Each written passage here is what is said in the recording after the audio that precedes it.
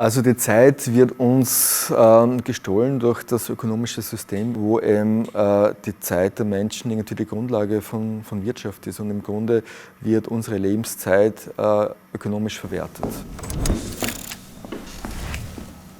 Mein Film Auf der Suche nach der gestohlenen Zeit, der beschäftigt sich, also ganz grob gesagt, mit dem Verhältnis von Zeit und Arbeit. Und wenn man es ein bisschen genauer ausführt, ist es eine Kritik an der Steigerungslogik der kapitalistischen und an Effizienzprinzipien.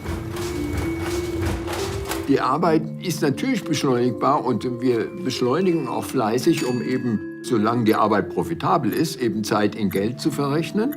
Und wir machen das durch die Geräte, die immer schneller werden.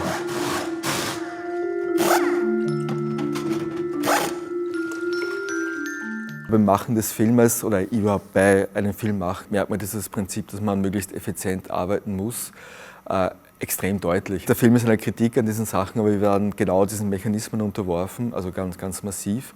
Es gibt ein Budget und jeder Drehtag kostet viel Geld.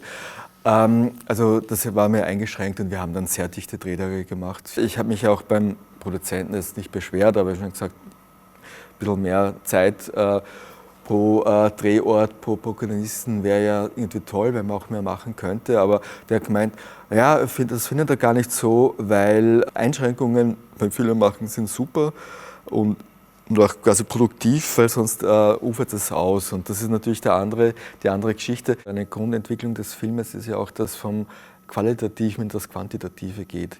Also was halt mit der mechanischen Uhr dann begonnen hat, das hat jetzt bei uns eine Qualität, also einen Zustand erreicht, wo eigentlich nur mehr das, was in Zahlen abbildbar und darstellbar ist, dass das einen Wert hat. Und alles, was irgendwie rein also qualitativ ist, hat keine Relevanz mehr.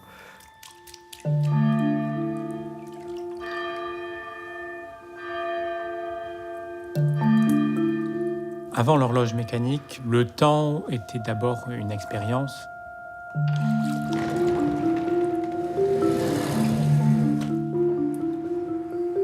Wir haben zwei Möglichkeiten, mit Zeit umzugehen, seit 600 Jahren.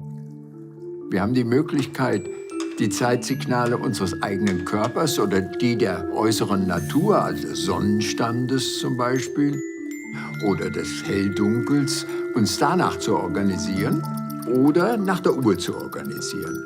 Ich trage keine Uhr, ich habe irgendwie in meinem Leben nur ein paar Jahre wirklich eine Uhr getragen. Und ich bin aber dann mal dazu umgegangen, die umzudrehen, dass ich es nicht immer sehe. Und irgendwann habe ich es dann in die Tasche gesteckt, um nicht ständig auf die Uhr zu schauen, weil ich habe dazumals als Logistiker gearbeitet. Also das ist irgendwie eine Branche, ein Beruf, wo es nur um Zeit geht.